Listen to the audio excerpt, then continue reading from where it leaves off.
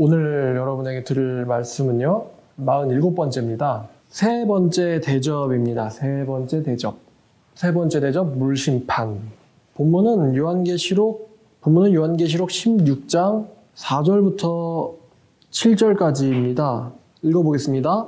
셋째 천사가 그 대접을 강과 물 근원에 쏟음에 피가 되더라. 내가 들으니 물을 차지한 천사가 이르되 전에도 계셨고 지금도 계신 거룩하신 이여 이렇게 심판하시니 위로우시도다. 그들이 성도들과 선지자들의 피를 흘렸으므로 그들에게 피를 마시게 하신 것이 합당하니이다 하더라. 또 내가 들으니 제단이 말하기를 그러하다. 주 하나님 곧 전능하신 이시여 심판하시는 것이 참되시고 위로우시도다 하더라. 여기까지입니다.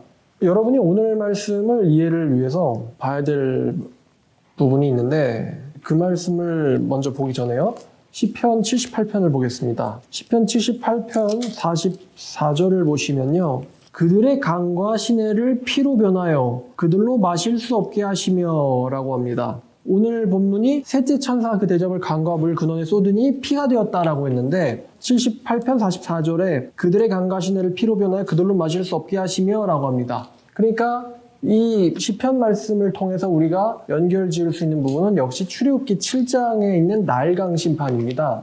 근데 이제 지난번에 둘째 심판도 나일강 심판이었거든요, 모티브가. 이번 부분도요, 나일강 심판인데요. 나일강 심판을 좀 더 보면은 출애굽기 7장입니다. 출애굽기 7장 17절인데요. 이제 17, 18절은 지난번 심판이에요. 지난번. 여호와께서 이같이 이르노니 내가 이로 말미암아 나를 여호와인 줄 알리라. 볼지어다 내가 내 손에 지팡이로 나일강을 치며 그것이 피로 변하고 나일강에 고기가 죽고 그 물에서 낙취가 나리니 애굽 사람들이 그 강물 마시기를 싫어하리라 하라. 그 다음에 이제 19절이 바로 오늘 말씀에 해당하는 말이에요. 그러니까 17, 18절은 나일강을 피로 변하게 했으면은 19절을 보면은 여호와께서 또 모세에게 이르시되 아론에게 명령하기를 네 지팡이를 잡고 네 팔을 애굽의 물들과 강들과 운하와 못과 모든 호수 위에 내밀라 하라. 그것들이 피가 되리니 애굽 온 땅과 나무 그릇과 돌 그릇 안에 모두 피가 있으리라라고 했습니다.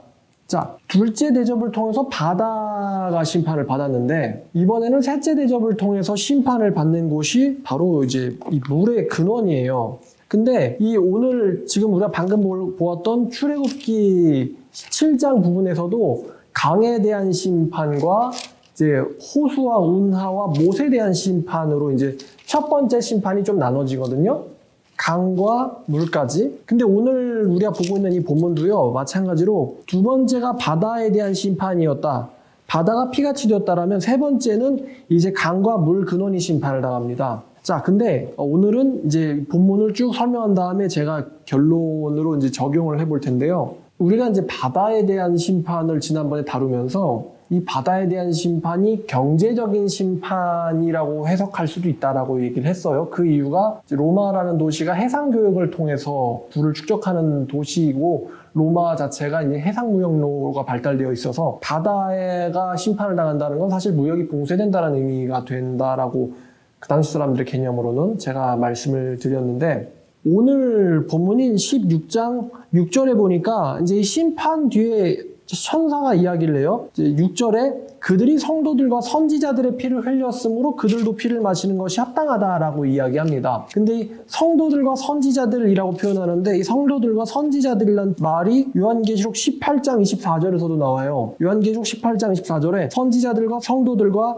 및 땅 위에서 죽임을 당한 모든 자의 피가 그 성중에서 발견되었다라고 하거든요. 그래서 선지자들과 성도들이라고 하는 이제 이 부분이 반복되는 것을 통해서 보건대 16장과 18장은 연결되어 있는 거예요. 근데 우리가 지난번에 18장이 여기 보면 이제 18장 11절에 땅의 상인도 이야기하고 또 12절, 13절, 14절 보면은 이제 18장 내용은 땅의 부 혹은 상업에 대한 이야기들이 언급되어 있거든요. 그래서 여기서 나오는 이 세 번째 심판, 세 번째 대접 심판도 경제적인 타격을 의미할 수도 있다라고 보여집니다. 경제적인 타격을 의미할 수도 있다. 왜? 16장 6절과 18장 24절이 비슷하므로 16장 심판과 18장에 일어난 심판에 의한 결과가 연결되어 있다고 볼 수 있는 거예요. 그러니까 16장에 있었던 심판으로 말미암아 18장에는 경제적인 타격들이 일어난다라고 볼 수 있다는 거죠. 자, 여기 16장 5절에 물을 차지한 천사라고 나오거든요. 근데 물을 차지한 천사라고 하니까 번역이 조금 그래요. 그게 원래 어떤 뜻이냐면은 물을 소유한 천사예요. 물을 소유한 천사. 물을 소유한 천사. 아니면은 이 물의 천사라고 표현을 해도 될 것 같아요. 물을 소유한 천사라는 건 이게 무슨 이야기냐면요. 옛날 사람들은 천사가 자연 현상을 통제한다고 믿었어요. 옛날 사람들은. 물의 천사가 있고 불의 천사가 있고 공기의 천사가 있고 이런 식으로요. 옛날 사람들은. 그래서 물을 차지한 천사라는 것은 물을 가지고 재앙을 내리는 천사를 말하는 거예요. 하나님의 명령을 받아서 물의 재앙을 내리는 천사. 그러면 물의 재앙을 내리는 천사가 이르되 전에도 계셨고 지금도 계신 거룩하신 이여라고 말을 합니다. 전에도 계셨고 지금도 계시다. 이 표현이 같이 갖고 다니는 표현 뜻이 있는데 그게 뭐냐면은 전능성이에요. 하나님의 전능성. 전에도 계셨고 지금도 계신 전능하신 하나님, 하나님의 전능성 혹은 하나님의 절대 주권을 가리킵니다. 그러면서 이제 여러분이 한 가지 좀 뭔가 이상하네라고 느끼셔야 될 부분이 있는데 전에도 계셨고 지금도 계시며 그 다음에 뭐가 나와야 되죠? 그렇죠. 전에도 계셨고 지금도 계시고 장차 오실 이가 원래 나와야 될 순서거든요.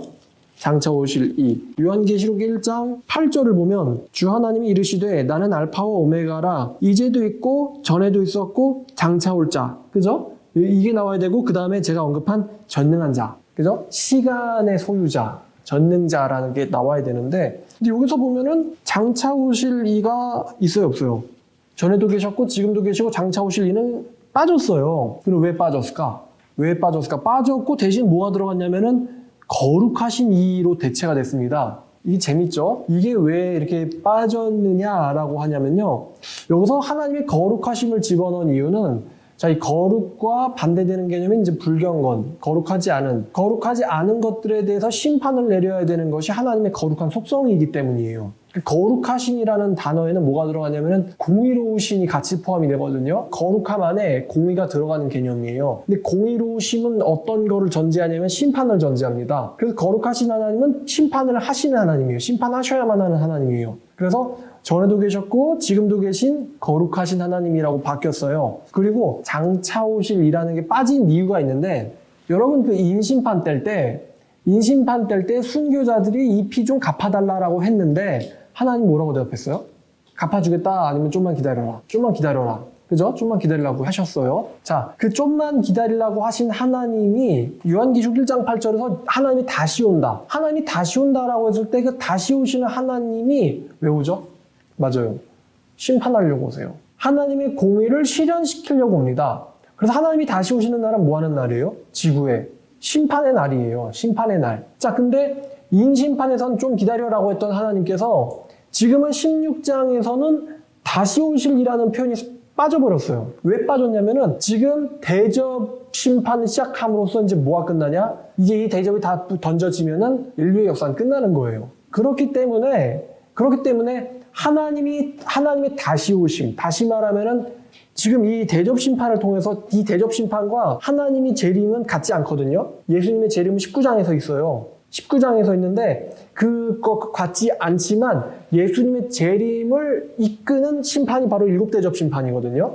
예수님의 재림을 이끄는 심판이 일곱 대접 심판인데 이 일곱 대접 심판이 하나님의 다시 오심과 바로 붙어있기 때문에 왜 일곱 가지 심판 다 끝나면은 세상은 끝나고 하나님이 오셔가지고 큰 자 작은 자 다 심판하잖아요. 그래서 왜 지금 다시 오실가 빠졌느냐? 이제 다시 오실 이 하나님께서 오셨기 때문이에요. 심판으로서. 심판주 하나님으로서 이미 하나님은 안 왔지만 그 하나님이 오실 거라는 것을 바로 예고하고 있는 일곱 대접 심판이 시작됐거든요. 그래서 지금 요한은요, 하나님이 이제 바로 다시 오실 것이기 때문에 다시 오실 일을 뺀 거예요. 왜냐하면 다시 오신다라고 하는 하나님께서는 지금 심판으로 오셨기 때문이에요.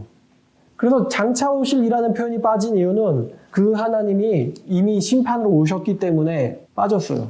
이미 심판으로 오셨기 때문에 대접 심판을 통해서. 자, 그러면서 이들에게 심판을 내리는 근거를 얘기합니다. 자, 전에도 계셨고 지금도 계신 전능하시면서 심판을 시작하신 이여 이렇게 심판하시니 의로우시도다 라고 하면서 6절에 그들이 땅에 속한 자들이 뭘 했냐면은 성도들과 선지자들의 피를 흘렸으므로 그들에게 피를 마시게 하는 것도 합당하다라고 심판의 근거를 이야기합니다. 천사가. 자, 지난번 물심판, 바다심판에서 제가 말씀드렸는데 왜 불신자들이 기독교를 싫어하느냐 말씀드렸잖아요. 불신자들은 그냥 기독교 애들을 자기들이 그냥 믿는 거지 뭐 저건 정신병이고 그냥 냅두자. 이게 아니라 불신자들은 교회를 싫어한단 말이에요. 개독이라고 하면서 막 교회를 싫어한단 말이에요. 왜 싫어하냐? 교회가 자기의 죄악됨을 드러내거든요. 그래서 교회가 잘못하면 엄청 꼬투리 잡고 비판하면서 그런 이유는 교회가 비치고 본인들이 글로 가면 드러나기 때문이거든요. 하나님 없이 내 마음대로 살아보겠다라는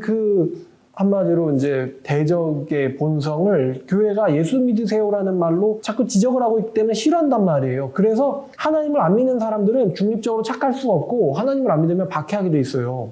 예수 안 믿는다는 거 신앙의 자유지만 신앙의 자유로서 인정하는 게 아니라 박해한단 말이에요. 인정하지 않는 거죠. 자기 외에 다른 신을 둔다는 것을 용납할 수 없는 거예요. 사람들이 남편이든 아니면 아내든 뭐 애인이든 자기 외에 다른 신을 둔다는 거를 용납할 수 없는 거예요. 그렇기 때문에 용납할 수 없다는 게 공격성으로 들어오고 합법적인 안에서는 비방을 하고 합법을 넘어가면 그때부터는 죽이기 시작하죠. 이게 인류의 역사였어요. 지난번에 이제 이런 설교했었는데 천주교가 죽인 사람들의 숫자만 5천만 명이 넘는다. 엄청 많이 죽였어요. 자기들 외에 다른 참된 신을 두는 것을 용납할 수 없는 거예요. 교황 외에. 자, 그래서 그들이 피를 흘렸기 때문에 누구의 피를 흘렸냐면 성도들의 피를 흘렸고 선지자들의 피를 흘렸어요. 그렇기 때문에 그들도 피를 마시게 하는 것이 합당하다. 그들이 무죄한 자의 피를 흘렸기 때문에 그들도 피를 흘리는 것이 하나님 앞에서 올바르고 정의롭다는 거예요. 그래서 그들의 피를 흘리게 하는 행위가 하나님의 의로우신 행위입니다. 그들의 피를 흘리게 하는 것이 하나님의 의로우심과 정의로우심과 거룩하심이에요. 그래서 지금 천사가 6절에 이렇게 얘기하고 7절에 내가 들으니 제단이 말하기를 그러하다. 주 하나님 곧 전능하신 이시여 심판하는 것이 참되시고 의로우시다라고 이야기하는 이유가 이 심판을 집행하는 것이 하나님의 공의 안에 들어가기 때문입니다. 그래서 우리 하나님의 속성 중에 하나가 바로 뭐냐? 의롭다라는 겁니다. 의롭다. 근데 의롭다라고 하면 의롭다 그러면 여러분들이 착한이라는 생각만 하실 것 같은데 의롭다에는 반드시 공의와 정의가 같이 들어가 있어요. 다시 말하면 심판이 들어가 있습니다. 이 의로우신 하나님은요, 신구약의 공통된 주제예요. 여러 말씀들 있지만 제가 몇 가지만 볼 텐데요. 시편 75편 2절을 보시면요, 하나님이 주의 백성을 공의로 재판하며 주의 가난한 자를 정의로 재판하리니라고 합니다. 하나님이 주의 백성을 뭘로 재판해요? 공의로 재판하신다. 공의로 재판하시며 또 이사야 11장 4절 말씀에도요, 공의로 가난한 자를 심판하며 정직으로 세상에 겸손한 자를 판단할 것이며 그의 입에 막대기로 세상을 치며 그의 입술에 기운으로 악인을 죽일 것이며. 자, 하나님께서는 공의로 심판하신다. 공의로. 여기서는 지금 이 본문에서는 이세의 줄기인 바로 이제 그리스도를 표현하는데 이 그리스도께서는 공의로 심판하신다. 근데 이 그리스도의 공의로움도 역시 하나님의 공의로우심과 같은 속성을 공유하는 것이기 때문에 제가 이제 하나님의 공의를 설명할 때 이 11장 4절을 쓴 겁니다. 그리고 이제 우리가 아주 잘 아는 사도 바울의 마지막 말씀인 디모데후서 4장 8절에 사도 바울이 자기의 심판을 누구에게 맡겼냐면은 재판장. 어떤 재판장이냐면은 의로우신 재판장이라고 표현합니다. 하나님을 가리켜서. 이제 후로는 나를 위하여 의의 멸관이 예비되었으므로 주 곧 의로우신 재판장께서. 주님은 어떤 재판장이시다? 의로우신 재판장이시다. 그래서 의로우신 재판장은 반드시 공의, 다시 말하면은 심판을 행해야 된다는 거예요. 심판을 행해야 된다. 자, 또 이사야 49장을 보면 26절에 이런 말씀이 있습니다. 내가 너를 억압하는 자들에게 자기의 살을 먹게 하며 새술에 취함같이 자기의 피에 취하게 할 것이다 라고 말합니다. 누가? 나 여호와. 나 여호와가 너를 억압하는 자에게는 자기의 살을 먹게 하고 자기의 피에 취하게 할 것이다. 여기서 억압이라고 표현됐지만 사실상은 그들의 피를 흘리게 하는 것을 표현하는 것이죠. 억압이 아니라 너의 피를 흘리게 하는 자들에게는 그의 피도 내가 흘리게 할 것이다. 나는 바로 여호와다 라고 말씀하신 거예요. 그래서 요한계시록에 이제 우리가 잘 알고 있는 인뗄 때 6장 9절이죠. 다섯째를 떼실 때에 내가 보니 하나님의 말씀과 그들의 가진 증거로 말미암아 죽임을 당한 영혼들이 제단 아래에 있어 큰 소리로 불러 이르되 거룩하고 참되신 대주제여. 여기서도 거룩함을 이들이 외치죠. 거룩하신, 다시 말하면 공의로우신, 다시 말하면 악을 처벌하시는 하나님이라고 표현을 한 거예요. 언제 저들을 심판해서 우리의 피를 갚아주실 겁니까? 라고 말씀하신 기도에 대한 응답이죠. 그래서 그들이 이들의 피를 흘렸기 때문에 그들도 자기의 피를 흘리는 것이 또 피를 마시게 하는 것이 하나님 앞에서 올바르다. 좀 재밌게도 하나님에 대한 도덕적 평가랍니다. 그런 하나님이 올바르시다, 의로우시다라고 표현하는 거죠. 자, 그 다음에 이제 6장 폈으니까 8장 3절에 보니까요. 다른 천사가 와서 제단 곁에 서서 금향로를 가지고 많은 향을 받았으니 이는 모든 성도의 기도와 합하여 보좌 앞 금제단에 드리고자 함이라 라고 얘기해서 향연이 성도의 기도와 함께 천사의 손으로부터 하나님 앞으로 올라가는지라 라고 말씀하죠. 여기서 제단에 기도를 올리는 천사가 있습니다. 제단에 기도를 올리는 천사가 있다. 자, 다시 본문으로 가면은 16장 7절에 보니까요. 내가 들으니 제단이 말하기를 그러하다라고 합니다. 제단이 말하기를 그러하다. 자, 그런데 지금 제단이 말을 한다. 제단이라는 것이 의인화가 돼가지고 어떤 의인화된 존재가 이야기를 하는데 제단이 말한다라고 이야기하고 있거나 아니면은 아까 제단 아래에 순교자들이 있었죠. 순교자들이 하는 말이 제단에서 나오는 것처럼 들리거나 근데 잘 보니까 7절의 대사는 그러하다 주 하나님 곧 전능하신 이시여. 그러니까 지금 5절 6절에 물을 차지한 천사가 저들의 피를 마시는 게 합당하다라고 외치니 그 외침에 대한 동의거든요. 그러하다. 근데 이 말을 보건대 이 말은요. 순교자들이 하는 말이 아니에요. 그러하다 주 하나님 곧 전능하신 이시여 심판하신 것이 참되시고 이로우시도다. 이거 순교자가 하는 말이 아니고요. 누가 하는 말로 보이냐면은 순교자들의 기도를 하나님께 드리던 제단을 맡은 천사 있잖아요. 제단을 맡은 천사가 하는 말로 보여요. 제단이 말한다라는 것은. 자, 이 천사가 8장에서는 5절에 향로를 가지고 제단에 불을 담아다가 땅에 쏟음에 우레와 음성과 번개가 지진이 나왔다라고 8장 5절에 얘기하고 있는데 이 제단을 가진 천사가 한 행위는 요한계시록 16장의 대접을 쏟는 행위와 사실 같은 행위거든요. 지금 천사가 불꽃을 놀이를 했다 이런 게 아니라 지금 천사가 땅에 쏟으면 의뢰와 음성과 번개가 지진이 나왔다라는 것은 사실상 마지막 심판을 한 번에 요약하는 표현이에요. 8장 5절에. 우리는 이미 알고 있지만요. 자, 그래서 이 제단을 맡은 천사는 성도들의 하소연에 대한 하나님의 응답을 하나님께 이제 받아서 전달하는 천사인데 성도들의 기도도 전달했을 뿐만 아니라 하나님의 응답도 전달을 성도들에게 하고 있는데 이 천사가 여기서는 그들의 피를 마시는 것이 합당하다라고 하신 물을 가진 천사에 대한 동의를 지금 하고 있습니다. 그러하다라고 하면서요. 지금 천사가 여기서 보니까 두 명이 나오죠. 물을 차지한 천사와 또 제단에서 외치는 천사 이렇게 두 명이 나오는 거예요. 자, 이제 마지막 한 절만 더 찾으면 이제 오늘 말씀에서 이제 필요한 구절은 다 보게 되겠는데요. 신명기 32장입니다. 신명기 32장 4절 말씀입니다. 그는 반석이시니 그가 하신 일이 완전하고 그의 모든 길은 정의롭고 진실하고 거짓이 없으신 하나님이시니 공의로우시고 바르시다라고 표현하거든요. 여기서도 지금 하나님에 대한 윤리적 평가를 하고 있죠. 그는 공의로우시고 바르시다. 근데 사실 이 신명기 32장 4절에 이걸 뒤집으면 사실 인간이 하는 일이에요. 이걸 뒤집으면. 사람들은 말이죠. 굳건치 못하고 하는 일이 완전하지 못하고요. 그의 모든 길이 부패되어 있고 진실치 않고 거짓이 많습니다. 거짓이 많고 공의롭지도 못하고 바르지도 않아요. 그게 사실 사람이에요. 근데 그 사람의 속성을 그대로 뒤집어서 지금 하나님을 이야기하고 있는 거예요. 우리 하나님은 거짓이 없으시고 공의로우시며 바르신 하나님입니다. 그럼 왜 지금 이 모세가 하나님을 노래할 때 그냥 절대자 이렇게 표현하는 게 아니라 완전하고 모든 길 정의롭고 진실하고 거짓이 없고 공의롭고 바르다 이렇게 표현을 하는 이유가 무엇이냐? 인간과 비교하려는 거예요. 비교하려고. 여러분 모세를 보시면 여러분 모세가 이스라엘 백성들을 끌고 나왔죠. 근데 끌고 나올 때 순탄했습니까? 전혀 그렇지 않았어요. 근데 모세를 가슴 아프게 했던 일 중에 가장 가슴 아프게 했을 일이 무엇이냐? 바로도 모세를 힘들게 한 사람은 맞지만요. 아마도 모세를 제일 힘들게 한 사람들은 이스라엘 백성들이었을 거예요. 이스라엘 백성들이 하는 말이 몇 개 있죠. 우리를 광야에서 죽이려고 한다. 여기 무덤이 없냐.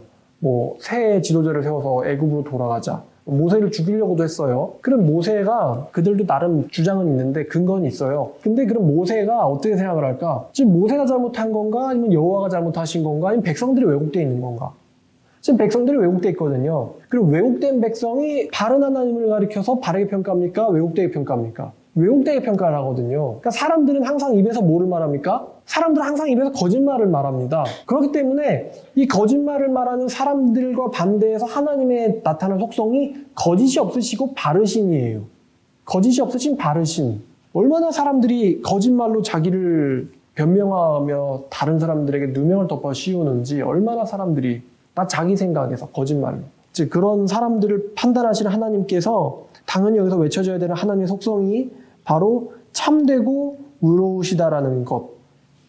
그게 여기서 외쳐지고 있는 하나님의 속성인 거예요. 어떤 사람들이 심판하시는 하나님 너무 무섭다, 하나님 너무 심한 거 아니냐, 이렇게 표현을 할 수 있을 것 같아요. 물론 죄인의 입장에서는 심판하시는 하나님을 욕할 수 있겠죠. 인정하지 않을 수 있겠죠. 그러나 그런 거짓으로 점철된 죄가 가득한 인간을, 그리고 성도들의 피를 흘리게 한 존재들을 가만히 내버려 두신다면은, 그런 죄인들을 가만히 내버려 두시는 하나님이 사실 불의한 거거든요. 그렇기 때문에 하나님이 공의로우시고 여러분들이 공의를 좋아한다면 하나님은 반드시 그 공의를 실행하셔야 된다는 거예요. 실행하셔야지 하나님의 공의가 만족됩니다. 그래서 하나님의 의로우심과 거룩하심은 사실 같은 개념이고요. 이 같은 개념은, 하나님의 의로우심과 거룩하심은 하나님의 한 부분이고, 이 하나님의 한 부속성 중에 하나인 공의로우심과 거룩하심이 바로 이 부분에서 나타나고 있어요. 그럼 이제 결론입니다. 그 도대체 이 물을 심판한다는 게 무슨 의미일까? 어떤 사람들은 경제적인 문제라고도 하는데, 저는 이렇게 생각해 봤어요. 두 번째 심판이 바닷물에 대한 심판이었다면요, 세 번째 심판은 뭐에 대한 심판입니까? 그죠? 바닷물고기가 있으면 무슨 물고기가 있어요? 민물고기가 있죠? 민물고기. 이 세 번째 심판은 민물에 대한 심판입니다. 민물에 대한 심판. 두 번째는 바다에 초점이 맞춰져 있다면 세 번째는 민물에 초점이 맞춰져 있어요. 자, 근데 여러분들이 알고 계시다시피 이 바닷물의 양은 민물에 비하여 비교할 수 없을 만큼 엄청나게 많습니다. 그러면은 민물을 먼저 심판하신 다음에 바닷물을 심판하시는 것이 조금 더 순차적으로 보여요. 근데 왜 바닷물을 먼저 심판하시고 그 다음에 민물을 심판하시느냐? 제가 한 두 가지 정도 생각을 해봤는데요. 이 민물은 흘러서 어디로 가죠? 강과 호수 이런 거 흘러서 어디로 나갑니까? 바다로 나갑니다. 그래서 민물이 심판당하면 바다가 심판당하는 것은 너무나 자연스러운 순리예요. 근데 하나님의 심판은 순리, 자연 이치적이질 않아요. 그래서 야, 바다 심판당했지 민물이라고 안심하지 마. 그 다음 차례는 민물이다. 이렇게 말씀하시는 걸 수 있고, 이 다음에 이제 이 이유가 큰데, 여러분, 바다가 심판받으면은 이제 어업이 망합니다. 어업이 망하고 해상 운수업이 망해요. 그래도 사람은 살 수 있어요. 그래도 그 출애굽기 7장에서 보니까 나일강에 피가 됐다. 나일강에 피가 되면 이제 나일강에서 뭐 물고기 잡고 나일강에서 물 떠오는 건 힘들게 됐지만 아직은 무슨 물이 남아있냐? 호수와 못이 남아있는 거예요. 호수와 못과 그릇 속에 있는 물들이 저장한 물들이 남아있는 거예요. 근데 하나님이 모세를 통해서 처음에는 나일강을 쳐라. 그 다음엔 어디예요? 호수와 강물과 그릇에 담긴 물들이거든요. 모세 때도. 참 여기도 마찬가지예요. 야, 너네가 바다니까 아이고 다행이다, 이제 물고기는 안 먹으면 되지 라고 생각할 수 있을 텐데, 그렇게 생각할까 봐 내가 이번에는 민물을 준비했어. 이렇게 되는 거죠. 물의 근원에 피가 가득해서 물을 마실 수 없게 되었다. 사실 바닷물 오염보다 심각한 건 민물의 오염이거든요. 이거는 뭐와 직결되냐? 인간의 생존과 직결되는 겁니다. 사실은 민물을 못 마시면 인간은 며칠도 견딜 수가 없어요. 그러니까 민물을 심판하신다는 것은 이제는 끝내겠다라는 의미가 들어있는 거죠. 이제는 끝내겠다.